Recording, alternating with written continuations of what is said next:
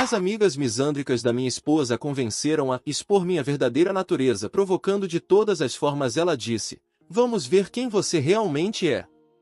Eu respondi: "Exposição concluída, sou alguém que não sai com provocadoras." Quando o experimento psicológico dela revelou que ela havia perdido seu cobaia para sempre, os resultados da sua pesquisa se tornaram. Em poucos meses, meu casamento deixou de ser uma parceria e se transformou em um teste constante. Cada palavra minha era analisada, cada reação catalogada, como se eu fosse um réu num tribunal invisível.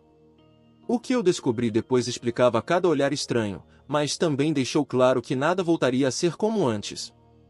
Minha esposa chegou em casa na terça-feira passada com um ar presunçoso que imediatamente me deixou em alerta. Ela tinha ido a mais um daqueles encontros do Clube do Livro Feminista e algo estava diferente. Não era a energia habitual de justiça que ela trazia depois de discutir desigualdade no trabalho ou o assunto da semana. Era calculado, quase predatório. "Precisamos falar sobre a sua masculinidade tóxica", anunciou, largando a bolsa em cima da bancada da cozinha como se estivesse entregando uma intimação. Levantei os olhos do laptop, onde eu terminava um trabalho. "Como é que é? Seus comportamentos. A forma como você desconsidera as preocupações das mulheres. Você precisa estar sempre certo. As microagressões." Ela cruzou os braços, me estudando como um cientista observa um rato de laboratório. "Aqui está a coisa de morar com alguém por 6 anos. Você conhece os padrões. Sabe quando a pessoa é genuína e quando está atuando." Aquilo não era minha esposa falando. Era o roteiro de outra pessoa saindo da boca dela. "Dê um exemplo dessas microagressões", eu disse, fechando o laptop e lhe dando total atenção. "Viu só? Aí está você sendo defensivo. Está exigindo provas em vez de ouvir minha experiência vivida." Quase ri. Pedi esclarecimento. "Isso não é ser defensivo. Isso é comunicação básica." Lá está você de novo, sua manipulação ao se comunicar comigo. Agora eu sabia que algo estava seriamente errado. Minha esposa nunca tinha usado termos como manipulação ou experiência vivida antes de entrar nesse clube do livro, 3 meses atrás. Ela estava me testando, fazendo algum tipo de experimento social e, francamente, aquilo me ofendia. "Você está gravando esta conversa?", perguntei. Ela piscou, pega de surpresa. "O quê? Não." "Por que você pergunta isso? Por que você está agindo como se estivesse coletando dados, não como se estivesse tendo uma conversa com o seu marido?" Levantei e fui até a cozinha com calma deliberada. "Então me diga diretamente, o que exatamente você pretende com isso?" "Quero te ajudar a crescer como pessoa, a reconhecer seus padrões problemáticos." "Padrões problemáticos", repeti, deixando as palavras pairarem no ar. "E quem diagnosticou esses padrões?" "Suas amigas do Clube do Livro." A mandíbula dela se apertou. Elas me ajudaram a ver as coisas com mais clareza. Então você discutiu nosso relacionamento privado com um grupo de mulheres que eu nunca conheci, deixou que elas analisassem meu comportamento com base no seu relato unilateral, e agora veio aqui para implementar as recomendações delas. Isso não é, você está distorcendo as coisas. Eu estou esclarecendo. Abri a geladeira e peguei uma coca, tomando meu tempo. Olha como isso vai terminar. Ou você me diz exatamente qual joguinho está jogando, ou vai procurar outro lugar para conduzir seu experimentinho psicológico. Eu não sou seu cobaia. Ela me encarou por um longo momento e eu pude ver os pensamentos girando na cabeça dela. Qualquer roteiro que ela tivesse preparado para aquela conversa não previa minha resposta. Você está paranoico, disse ela por fim. Só quero melhorar nosso relacionamento. Melhorar atacando meu caráter com base em opiniões externas? Isso não é melhora. Isso é sabotagem. Encostei-me no balcão, estudando seu rosto. Deixa eu adivinhar, amanhã você vai inventar outro conflito. Testar como eu reajo a críticas, ver se eu levanto a voz para poder relatar que sou agressivo. Na semana que vem, talvez você questione minhas decisões, dizer que sou controlador quando eu expresso uma opinião, montar um estudo de caso sobre comportamento masculino tóxico. Bebi um gole da minha coca, mantendo a voz calma. Faltou algo ou esse é basicamente o manual? Ela abriu a boca, depois a fechou. Pela primeira vez desde que entrou, parecia incerta. Aqui está o problema com seu experimento, continuei. Você não está estudando meu comportamento. Você está fabricando ele, criando conflito para justificar conclusões pré-determinadas. Isso não é psicologia. Isso é manipulação. Você está exagerando uma simples conversa sobre crescimento pessoal. Não. Estou respondendo adequadamente à manipulação psicológica. Apoiei a coca e olhei diretamente para ela. E assim vai acabar, ou você confessa o que você e suas amigas estão realmente fazendo, ou vou presumir que você decidiu que nosso casamento é menos importante do que seu projeto de validação social.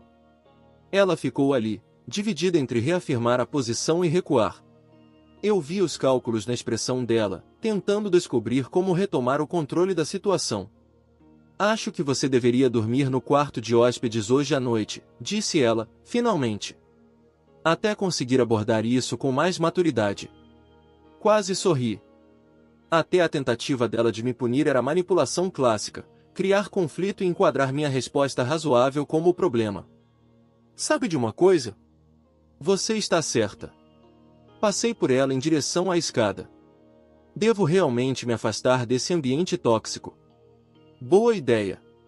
Espera, não é isso que eu quis dizer. Mas eu já estava subindo, não para o quarto de hóspedes. Fui até nosso quarto, puxei uma mala e comecei a fazer as malas. Se ela queria brincar, que brincasse sozinha. 20 minutos depois ela me achou carregando roupas para o carro. Onde você vai? Isso é ridículo. Eu só quis ter uma conversa sobre nosso relacionamento. Não, você quis conduzir um experimento com o nosso relacionamento. Fez diferença. Fechei o porta-malas e me virei para encará-la. Quando você decidir que quer ter uma conversa de verdade com o seu marido, em vez de tratá-lo como um estudo de caso, me liga. Até lá, vou ficar em um lugar onde não preciso defender a minha humanidade básica.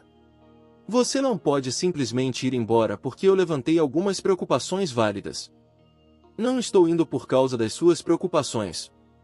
Estou indo por causa dos seus métodos. Entrei no carro e abaixei o vidro. Suas amigas te convenceram a me testar. Pois bem, parabéns. Você obteve seu resultado. Eu não tolero manipulação. Experimento concluído. Enquanto eu dirigia, pude vê-la no retrovisor, parada na entrada de casa com o celular já na mão, provavelmente mandando mensagem para a equipe de pesquisa dela sobre esse desenvolvimento inesperado no estudo. A verdade é que eu não estava com raiva. Estava desapontado. A mulher com quem me casei não teria jogado esses jogos. Em algum momento, porém, ela decidiu que nosso relacionamento era algo a ser consertado em vez de valorizado, que eu era um problema a ser resolvido em vez de um parceiro a ser respeitado. Bem, ela definitivamente resolveu alguma coisa, só que não era o que ela achava que estava resolvendo. 3 dias depois, no hotel, começaram as ligações. Primeiro a chantagem emocional, depois a raiva. Por fim, a fase da negociação. Você está sendo infantil, ela disse numa ligação na quarta-feira. Fugir em vez de enfrentarmos nossos problemas. Eu não fugi. Eu me afastei de uma situação tóxica. Há diferença. Tudo é tóxico para você agora. Talvez isso diga mais sobre você do que sobre mim. Clássica deflexão. Acusar o alvo do mesmo comportamento que você está exibindo. Já tinha visto esse manual antes em ambientes corporativos, criar o caos e depois culpar os outros por não lidarem bem com ele. Ouve só, disse eu, sentado no quarto do hotel, com a cabeça clara pela primeira vez em meses. Volto para casa na sexta noite. Podemos ter essa conversa que você diz querer, mas será em termos iguais. Sem você psicanalizando tudo o que eu digo. Ela concordou, mas eu ouvi a presunção voltando na voz dela, ela achava que tinha vencido. Na sexta noite entrei em casa e senti uma armadilha. Ela não estava sozinha. 2 mulheres que eu nunca tinha visto estavam sentadas na sala, laptops abertos, cadernos prontos. Uma delas gravava no celular. O que é isso? Perguntei, sem avançar além da entrada. São minhas amigas do Clube do Livro. Queriam mediar a nossa discussão, garantir que ambas as partes se sintam ouvidas. Olhei para as três e para o aparato. Aquilo não era mediação. Era uma intervenção, ou, mais exatamente, uma apresentação com plateia. Desliga a gravação, disse a mulher com o celular. A gente está apenas documentando o processo por questões de responsabilidade, respondeu ela, sem desligar. Desliga ou eu vou embora agora. Minha esposa lançou um olhar para a amiga e, relutantemente, a gravação parou, ou ao menos aparentou parar. Viu? Minha esposa disse para as amigas, comportamento controlador. Ele não aguenta ser responsabilizado. Na verdade, eu não tolero ser gravado secretamente na minha própria casa sem consentimento. Mas, por favor, continuem demonstrando seu compromisso com a comunicação saudável. As amigas trocaram olhares. Devem ter esperado que eu ficasse zangado, na defensiva, talvez até agressivo. Em vez disso, mantive a calma e apontei a hipocrisia óbvia dos métodos delas. Comecemos pelo motivo de vocês acharem que precisavam de plateia, disse eu, sentando-me em frente a elas, mas sem me acomodar. O que exatamente vocês têm medo que eu faça numa conversa privada com minha esposa? Estamos aqui para apoio, interveio a segunda amiga. Mulheres precisam de solidariedade quando confrontam comportamentos masculinos tóxicos. Comportamento masculino tóxico como pedir privacidade no meu próprio casamento? Ou como esperar que minha esposa discuta nosso relacionamento comigo antes de discutir com estranhos? Repliquei. Você está se esquivando, disse minha esposa. Isso é exatamente o que estamos falando, sua incapacidade de aceitar críticas. Eu aceito críticas válidas. Não aceito sessões de terapia armadilha conduzidas por pessoas que nunca me conheceram mas que, de alguma forma, sabem tudo sobre meus defeitos de caráter. Levantei-me e fui até a cozinha deliberadamente devagar e sem desenhar qualquer ameaça. Cada movimento meu estava sendo analisado, catalogado, guardado para discussão posterior. O que acho interessante, disse, abrindo a geladeira e pegando uma garrafa de água, é que vocês estudam masculinidade tóxica criando exatamente as condições mais propensas a provocá-la. É como estudar reações alérgicas jogando amendoim nas pessoas. Estamos criando um espaço seguro para um diálogo honesto, insistiu a primeira amiga. Seguro para quem? Respondi.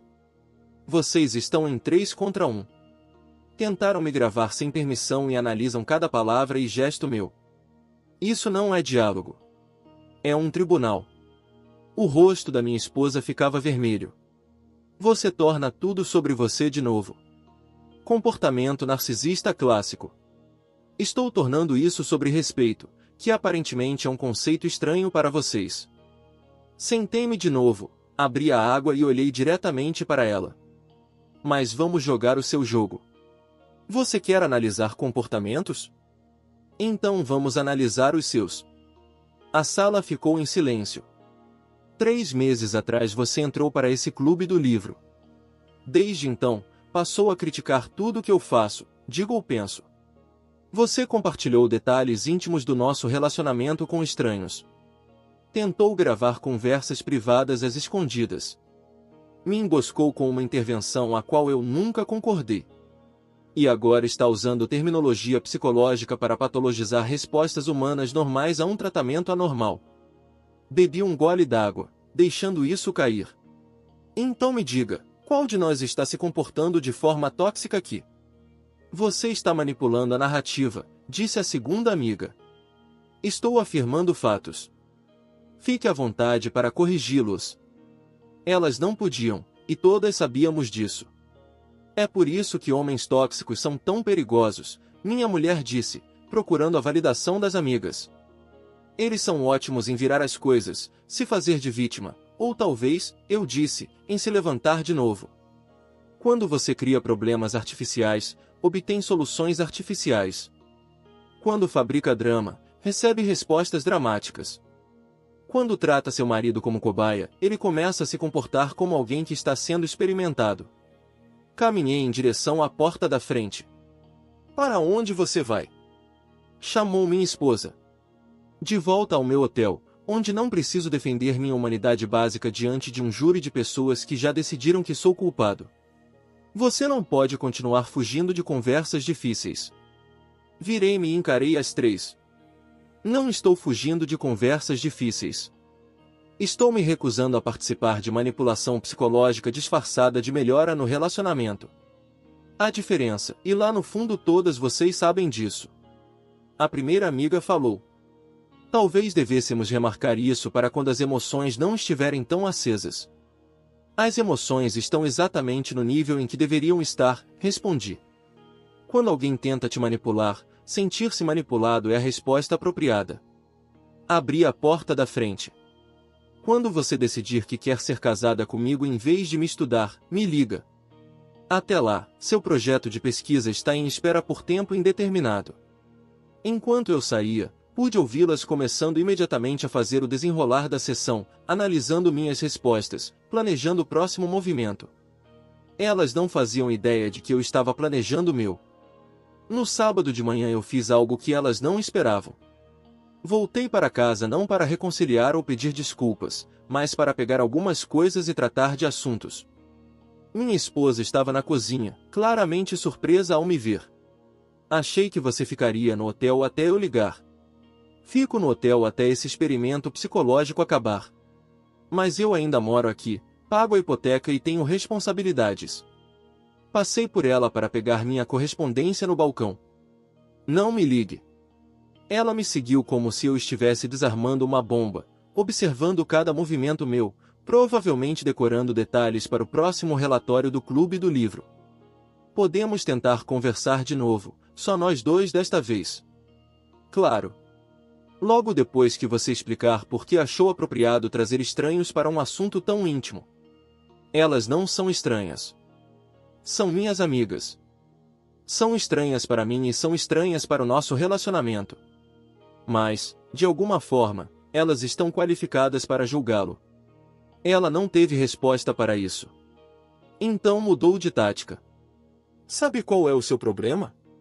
Você não suporta mulheres fortes. Você precisa que eu seja submissa e concorde com tudo. Parei de separar as cartas e olhei diretamente para ela. É isso que você acha que força parece? Emboscar seu marido com um painel de juradas? Gravar conversas privadas sem consentimento? Tratar seu casamento como um projeto de pesquisa? Acho que força é se defender e não aceitar comportamento tóxico. Então concordamos em algo. Eu também não aceito comportamento tóxico. A diferença é que eu consigo identificá-lo com precisão. Ela começou a se frustrar. Qualquer reação que ela esperava, não era essa. Sua defensividade prova o meu ponto. Minha clareza ameaça sua narrativa. A diferença. Terminei de pegar o correio e subi para pegar algumas roupas. Ela me seguiu, ainda tentando provocar uma reação. Isso é o que falta em disponibilidade emocional. Você se fecha em vez de encarar a crítica. Eu encaro críticas. Não encaro manipulação disfarçada de crítica. No nosso quarto comecei a arrumar outra mala. Ela sentou-se na cama observando, analisando. O clube do livro acha que você pode ser um narcisista. Quase ri. O clube do livro que nunca me conheceu me diagnosticou com um transtorno de personalidade com base nos seus relatos unilaterais de nossas conversas privadas, com base nos seus relatos de padrões de comportamento, como sua necessidade de estar sempre certo, sua incapacidade de assumir responsabilidades, sua natureza controladora. Fechei a mala e me virei para ela. Me responda uma coisa. Antes de você entrar para esse clube do livro, você achava que eu era narcisista? Controlador? Tóxico? Ela hesitou. Não tinha consciência desses padrões. Não existiam padrões até você começar a procurá-los? Incrível como isso funciona. Fui em direção à porta, mas ela bloqueou meu caminho. Você está fazendo de novo, me fazendo duvidar das minhas próprias percepções. Isso é manipulação. Não, isso é pensamento crítico. Manipulação seria eu te dizer que aconteceram coisas que não aconteceram. Eu estou pedindo que você examine se suas novas amigas podem ter uma agenda. Qual agenda? Validação através da vitimização. Criar problemas para resolver. Sentir-se importante ao consertar os relacionamentos dos outros. Ela me encarou e, por um momento, vi um lampejo da mulher com quem me casei, aquela que pensava por si mesma. Eles estão tentando me ajudar. Estão tentando ajudar a si mesmas. Sentir-se superiores convencendo você de que é uma vítima e que eu sou o opressor. É uma dinâmica simples, e você caiu nela. Você acha que eu sou burro. Eu acho que você está sendo manipulada por pessoas que são muito boas em manipulação. Há uma diferença. Passei por ela com delicadeza e desci as escadas. Ela me seguiu, agora mais desesperada. Então o que você está dizendo? Que nossos problemas não são reais. Estou dizendo que nossos problemas não eram tão graves até você começar a me tratar como um estudo de caso em vez de um marido. Na porta da frente, virei-me uma última vez. Veja o que vai acontecer. Vou te dar exatamente o que você e suas amigas querem, espaço para analisar, dissecar e teorizar sobre meu comportamento. Levem todo o tempo que precisarem. Façam seus relatórios, tirem suas conclusões. Isso não é o que queremos. É sim. Você quer provar que eu sou tudo aquilo que te disseram que eu sou. Pois prove, mas faça sem a minha presença, porque me recuso a participar da minha própria difamação. Você está abandonando nosso casamento. Eu estou protegendo ele de pessoas que querem destruí-lo para se divertirem. Fui até o carro e ela me acompanhou até a calçada. Até quando isso vai durar? Até você decidir se quer ser casada comigo ou com as opiniões delas sobre mim? Não é tão simples. Na verdade, é exatamente simples assim. Você está escolhendo entre lealdade ao seu marido e lealdade a pessoas que convenceram você de que seu marido é o inimigo. Entrei no carro e liguei o motor. Quando você descobrir qual lealdade importa mais, você sabe onde me encontrar. Ao me afastar, a vi na entrada, com o celular na mão, sem dúvida pedindo uma consulta de emergência sobre esse último desenvolvimento no estudo comportamental delas. A ironia era perfeita. Elas queriam estudar masculinidade tóxica, mas haviam criado as condições exatas que empurram homens razoáveis a comportamentos irrazoáveis. Depois fariam cara de surpresa quando os homens reagissem à manipulação com resistência. Pois bem, elas estavam recebendo um tipo diferente de resposta de mim. Eu lhes dava exatamente o que alegavam querer, distância do comportamento masculino tóxico. Só não esperavam que eu fosse o responsável por criar essa distância. O experimento delas estava prestes a tomar um rumo muito interessante. No domingo à tarde, minha esposa cometeu um erro, fez um pocket de AU enquanto eu lia no hotel. Quase desliguei quando percebi que ela estava no meio de uma conversa com as amigas do clube do livro. Mas algo me fez continuar ouvindo. Ele não reagiu do jeito que esperávamos, ela dizia. Geralmente, quando confronta comportamento tóxico, os homens ficam com raiva, ficam na defensiva, começam a gritar. Por isso ele é um narcisista encoberto. Uma das amigas respondeu, eles são muito mais perigosos porque parecem calmos e razoáveis enquanto manipulam você. Mas ele não tentou me manipular. Ele simplesmente foi embora. Essa é a manipulação.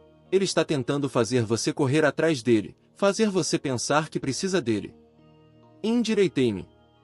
Essas mulheres tinham resposta para tudo, não tinham? Se eu ficasse com raiva, eu era tóxico de maneira ostensiva. Se eu me mantivesse calmo, eu era tóxico de maneira encoberta. Literalmente não havia resposta que não confirmasse a conclusão pré-determinada delas. Talvez precisemos pressionar mais, sugeriu a terceira voz. Criar uma situação em que a verdadeira natureza dele apareça. Como fazemos isso? Perguntou outra. Humilhação pública funciona bem. Chame atenção para ele na frente de pessoas que ele respeita. Homens não lidam bem quando sua reputação é desafiada. A voz da minha esposa soou hesitante, não sei. Isso parece cruel. Ele tem te abusado psicologicamente por anos. Você só não reconheceu antes que nós te ajudamos a ver isso. Será que era mesmo? Quero dizer, Olhando para trás, eu não consigo apontar incidentes específicos. É assim que ele é bom nisso. O abuso encoberto não deixa marcas óbvias. Mas o dano é real. Ouvi enquanto gastavam os próximos 20 minutos essencialmente reescrevendo toda a história do nosso relacionamento. Toda discussão virou evidência do meu caráter controlador. Toda vez em que eu estava certo virou prova da minha necessidade de dominar. Cada momento de liderança ou tomada de decisão foi reinterpretado como masculinidade tóxica. Era impressionante de um jeito assustador. Elas estavam fazendo manipulação com ela sobre manipulação. Acho que você devia ameaçar o divórcio, sugeriu uma amiga. Faça ele pensar que vai perder tudo. Aí a máscara cai. E se ele realmente concordar com o divórcio? Perguntou outra. Aí você saberá que ele nunca te amou de verdade. De qualquer forma, você ganha.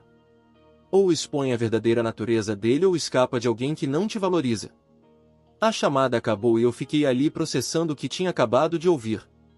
Elas não estavam tentando ajudar a melhorar nosso relacionamento. Estavam ativamente trabalhando para destruí-lo, e convenceram ela de que era pelo próprio bem dela. Mas também ouvi outra coisa na voz dela, dúvida. Ela começava a questionar os métodos delas, mesmo que ainda não conseguisse admitir isso. Na terça noite ela apareceu no meu hotel. Precisamos conversar, disse, parada na porta com aquele olhar determinado que tivera uma semana antes. Mas havia algo diferente agora. Menos confiança, mais desespero, privado desta vez. Espero que seja só nós dois. Deixei-a entrar, curioso para ver como aquilo se desenrolaria. Estive pensando no que você disse sobre escolher entre lealdade a você e lealdade às minhas amigas. E acho que pode haver verdade no que você está dizendo. Ela sentou-se na beira da cama, parecendo mais vulnerável do que havia em meses. Mas também estou com medo. E se elas estiverem certas? E se eu estiver arranjando desculpas para um comportamento tóxico porque tenho medo de ficar sozinha? Então vamos descobrir, disse eu. Mas não pelos métodos delas. Não com manipulação e conflitos fabricados. Como? Terapia de casal com um terapeuta licenciado. Alguém que não tenha uma agenda pré-determinada. Ela pareceu surpresa. Você topa fazer isso? Topo trabalhar nosso relacionamento com um profissional.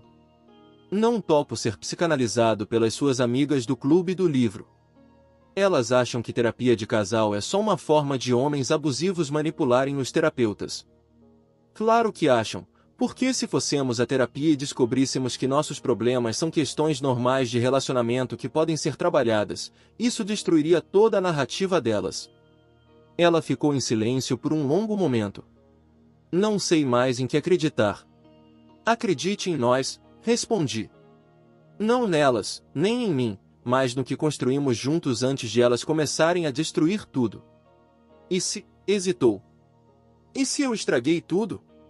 E se eu te empurrei além do que dá para perdoar? Pela primeira vez em semanas vi minha verdadeira esposa, não a pessoa que as amigas dela transformaram, mas a mulher com quem me casei. Depende, disse eu. Você está pronta para parar de tratar nosso casamento como um experimento psicológico? Está pronta para expulsar o comitê de pesquisa do nosso relacionamento? Acho que sim. Ela respirou aliviada, mas aterrorizada. Elas não vão gostar disso. Elas não são casadas comigo. Você é. Ou ao menos era. Como assim?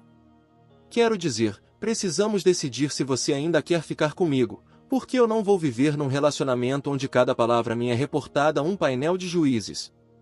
Não serei casado com alguém que valoriza opiniões externas mais do que a verdade entre nós. Eu quero tentar. Eu quero consertar isso. Então, amanhã você faz uma escolha. Ou diz às suas amigas que vai se afastar dos conselhos delas para trabalhar nosso casamento, ou me diz que a validação delas é mais importante do que o nosso relacionamento. Ela sentiu, com lágrimas nos olhos. Tenho medo de te perder. Então pare de ouvir pessoas que estão ativamente tentando fazer isso acontecer. Depois que ela foi embora percebi que algo havia mudado. A dinâmica estava se alterando. Ela começava a enxergar a manipulação pelo que era. Mas eu também sabia que as amigas dela não desistiriam facilmente, tinham investido demais em provar a teoria delas. Se a persuasão gentil não funcionasse, escalariam para táticas mais agressivas.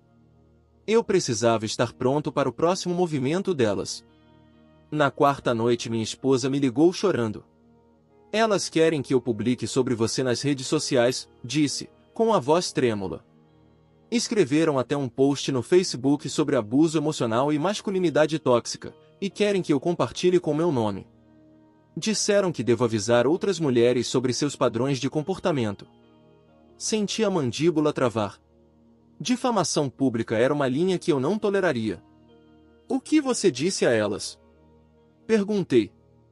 Disse que preciso pensar, mas estão me pressionando. Ficam dizendo que se eu realmente quiser me curar, preciso expor a verdade. A verdade segundo elas. Sim. E, sinceramente, estou começando a ver o quão distorcido isso tudo se tornou. Querem destruir sua reputação com base na interpretação delas de conversas que elas nunca ouviram. Finalmente, ela via isso. Onde você está agora? Em casa. Elas vêm aqui em 1 hora para uma intervenção. Acham que você me manipulou a ponto de eu duvidar da orientação delas. Perfeito. Aquela era a oportunidade que eu esperava. Não publique nada nas redes. Não concorde com nada. E, seja o que for, não deixe transparecer que você está com dúvidas. Por quê?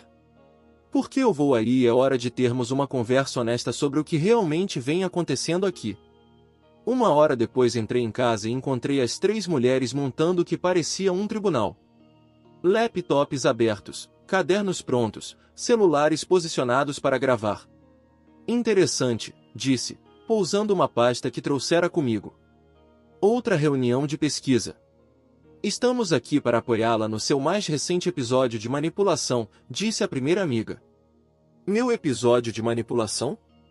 Convencê-la de que nós somos o problema, em vez de assumir a responsabilidade pelo seu comportamento tóxico, retruquei, sorrindo enquanto abria a pasta. A propósito de comportamento tóxico, tenho algo fascinante para compartilhar com todas vocês. Minha esposa parecia nervosa. O que tem na pasta? Prints, respondi, puxando páginas impressas de publicações em redes sociais, discussões em fóruns e grupos de mensagens, todas envolvendo nossas 3 pesquisadoras ali presentes. A sala ficou em silêncio. Acontece que essa não era a primeira vez que elas conduziam experimentos de relacionamento em casais desavisados. Espalhei os papéis sobre a mesa de centro para que todos pudessem ver. Aqui está uma postagem de 6 meses atrás em que elas comemoravam ter conseguido terminar o relacionamento de outro casal tóxico. Aqui está uma discussão de fórum sobre técnicas para fazer homens revelarem sua verdadeira face por meio de pressão psicológica. As amigas foram ficando pálidas. E aqui, disse, puxando a melhor de todas, está um thread de mensagens privadas onde elas discutem manter um diário de pesquisa com diferentes táticas de manipulação e suas taxas de sucesso. Minha esposa pegou um dos screenshots, com as mãos tremendo. Vocês estavam documentando os problemas do nosso relacionamento? Para fins de pesquisa, disse a segunda amiga rapidamente. Para ajudar outras mulheres a identificar padrões semelhantes, completei, sem o meu conhecimento ou consentimento. Estávamos tentando ajudar, insistiu a primeira amiga. Vocês estavam tentando validar a própria importância destruindo relacionamentos alheios. Há uma diferença. Sentei-me do outro lado, completamente calmo. E isso é o que realmente vem acontecendo. Vocês identificaram um casamento estável e feliz e decidiram transformá-lo em estudo de caso. Convençam sistematicamente minha esposa de que dinâmicas normais de relacionamento eram, na verdade, abuso. Orientaram-na a criar conflitos que não existiam. E quando eu não reagi do jeito que vocês queriam, vocês escalonaram as táticas. Isso não é verdade, disse a terceira amiga. Sério? Então expliquem isso. Puxei outro screenshot, uma mensagem de 2 dias atrás em que vocês falavam sobre levá-lo ao ponto de ruptura para que sua verdadeira natureza emergisse. Minha esposa lia os papéis, o rosto ficando mais vermelho a cada página. Vocês escreveram sobre nossas conversas privadas em detalhes, nossas brigas, nossos momentos íntimos, tudo. Precisávamos de dados para te ajudar a reconhecer os padrões, disse a primeira amiga. Vocês precisavam de conteúdo para o hobby psicológico de vocês, corrigi. E acharam um participante disposto que foi ingênuo o bastante para acreditar que vocês realmente se importavam com o bem-estar dela. Nós nos importamos com ela. Vocês se importam em estar certas, em provar as teorias de vocês, em se sentirem superiores às mulheres estúpidas que ficam com homens tóxicos. Levantei-me e fui até a janela. Mas aqui é que fica realmente interessante. Querem saber qual é o fator comum em todos os relacionamentos que vocês ajudaram a destruir? Elas não responderam. Os homens eram todos estáveis, bem-sucedidos e confiantes. As mulheres estavam passando por transições, sentindo-se inseguras, buscando orientação. Vocês miram especificamente casais em que é fácil manipular a mulher a ponto de ela duvidar do próprio julgamento. Isso não é exatamente o que vocês fazem. Vocês são predadoras que se alimentam da insegurança nos relacionamentos. Criam problemas para depois resolvê-los. Fabricam drama para se entreter. Minha esposa olhava para as amigas como se as visse pela primeira vez. Isso é verdade? Vocês fizeram isso com outros casais? O silêncio foi resposta suficiente. Saiam, disse ela, baixinho. Estamos tentando te proteger, implorou a segunda amiga. Saiam da minha casa, ela falou mais alto. Todas vocês. Agora vocês estão cometendo um erro, disse a primeira amiga enquanto juntavam as coisas. Ele está manipulando você para escolher ele em vez de pessoas que realmente se preocupam com você. Pessoas que se preocupam comigo não documentam secretamente a minha vida privada para projetos de pesquisa, respondeu minha esposa. Depois que elas se foram, ficamos em silêncio por muito tempo. Sinto muito, disse ela, finalmente. Eu sei. Como você encontrou todas essas informações? Contratei um detetive particular. Quando as pessoas começam a atacar seu caráter sistematicamente, você precisa saber com quem está lidando. Ela folheou os papéis novamente, balançando a cabeça. Me sinto um idiota. Você se sente como alguém que confiou nas pessoas erradas. Há diferença. Você pode me perdoar? Olhei bem para ela e vi a mulher com quem me casei, assustada, envergonhada, mas finalmente livre da influência delas. Depende do que acontecer a seguir. O que acontece a seguir depende de você, disse, sentando-me ao lado dela. Mas preciso ser claro sobre uma coisa. Isso não é só sobre perdoar. Isto é sobre se podemos reconstruir a confiança. Ela assentiu, enxugando os olhos. O que você precisa de mim? Transparência total. Nada de consultores externos para o nosso relacionamento. Nada de compartilhar conversas privadas com quem quer que seja, a menos que ambos concordemos. E a terapia, como combinamos. Feito. Mais alguma coisa? Sim. Você precisa entender que eu não sou a mesma pessoa que foi embora daqui 2 semanas atrás. Ela ergueu os olhos, preocupada. Como assim? Quero dizer, ver sua esposa te tratar como um experimento de laboratório muda você. Ter estranhos analisando seu caráter com base em relatos de segunda mão muda você. Ser emboscado na própria casa muda você. Eu entendo. Você entende? Perguntei. Porque eu passei 2 semanas questionando tudo sobre o nosso relacionamento, me perguntando se você alguma vez realmente me amou ou se só me via como um projeto para consertar. As lágrimas começaram de novo. Eu te amava. Eu te amo. Então por que elas te convenceram tão fácil do contrário? Ela ficou em silêncio por um longo instante. Porque eu estava com medo. Medo de talvez não ser boa o suficiente, inteligente o suficiente, forte o suficiente. E elas me fizeram sentir parte de algo importante. Tão importante a ponto de destruir o nosso casamento. Eu não achava que era isso que estávamos fazendo.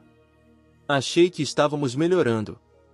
Levantei-me e fui até a lareira, olhando nossas fotos de casamento. Veja, sobre melhorar, melhoria verdadeira se baseia no que já é bom. O que elas fizeram foi demolição disfarçada de reforma. Eu vejo isso agora. Espero que você veja também, porque esta é sua única chance de consertar isso. Não haverá uma segunda. Ela levantou-se e veio até mim. O que isso significa? Significa que se você alguma vez, em qualquer momento, deixar vozes externas interferirem no nosso relacionamento de novo, eu vou embora. Sem discussão, sem negociação, sem segunda chance. Vou embora. Isso não vai acontecer. Bom, por que me recuso a viver num casamento onde tenho que defender constantemente meu caráter perante pessoas que já me consideraram culpado? Fomos para a terapia de casal. A doutora Chun foi profissional, imparcial, e rapidamente identificou que o cerne do nosso relacionamento era sólido. Os problemas vinham de interferência externa e de conflitos fabricados. Levou 6 meses para reparar totalmente os danos. 6 meses reconstruindo confiança, reaprendendo a nos comunicar sem que ela analisasse cada palavra que eu dizia, e eu reaprendendo a crer que ela havia escolhido nosso casamento em vez da validação delas. As amigas do clube do livro tentaram contatá-la várias vezes, avisando que ela estava cometendo um erro, que eu a havia manipulado para cortá-las. Ela as bloqueou completamente. 1 ano depois soubemos por conhecidos em comum que elas tinham passado para outro casal usando o mesmo manual. Aquele casal não sobreviveu. Você sente falta delas? Perguntei uma noite. Às vezes sinto falta de me sentir parte de algo maior. Você já faz parte de algo maior. Você faz parte de nós. Ela sorriu e encostou-se em mim no sofá. Nunca mais quero passar por algo assim. Não vamos, porque agora você sabe como é a manipulação de verdade. E não vinha de mim. Sinto muito por ter demorado tanto para ver. Fico feliz que você tenha visto. Ela ficou em silêncio por um momento. O que você teria feito se eu não tivesse visto? Exatamente o que te disse que faria. Eu teria me divorciado e refeito minha vida. Sério? Sério. Porque eu prefiro ficar sozinho do que viver com alguém que me vê como inimigo. E agora eu estou com alguém que me vê como parceiro. Isso vale a pena lutar. O experimento psicológico havia acabado. Os resultados eram claros. Eu não era o tóxico no nosso relacionamento. Eram elas. Se essa história te prendeu, clica no botão curtir e dá aquele hype no vídeo. Assim você ajuda o canal a alcançar muito mais gente. Comentário Reddit. O grande experimento científico. Transformar fofoca em pesquisa e manipulação em terapia. No fim, quem saiu reprovado foram elas.